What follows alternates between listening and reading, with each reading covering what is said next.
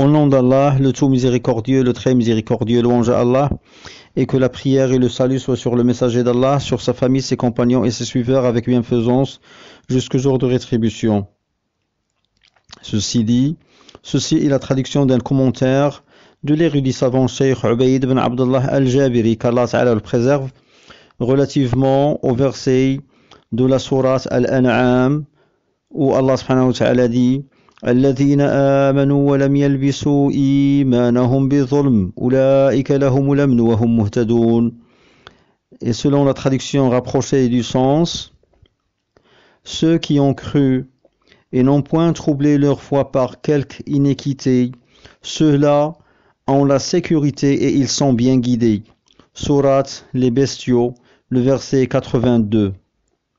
Le Cheikh Hafidahullah dit: ce qui est voulu est la sécurité dans l'autre vie, et c'est une sécurité de deux types. Ce qui est voulu par l'iniquité ou l'injustice, c'est l'association ou le polythéisme, al-shirk.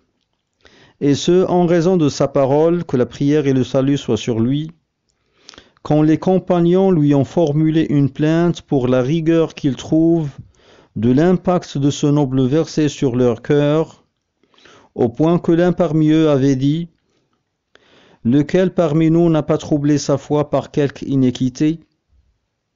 Il répondit que la prière et le salut soient sur lui: ce n'est pas ce qui est voulu. N'avez-vous pas entendu sa parole Ta'ala, Inna shirka la zulmun azim, selon la traduction rapprochée du sens?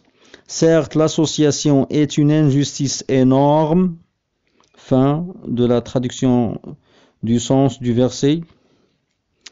C'était donc sa parole dans l'une des pistes du hadith.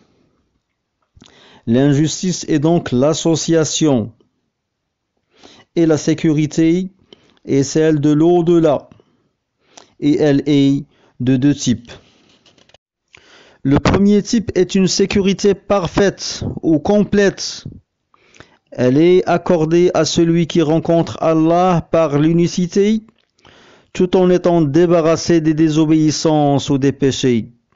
Elle est donc en sécurité, à l'abri de rentrer au feu. Le deuxième type est une sécurité non complète, imparfaite.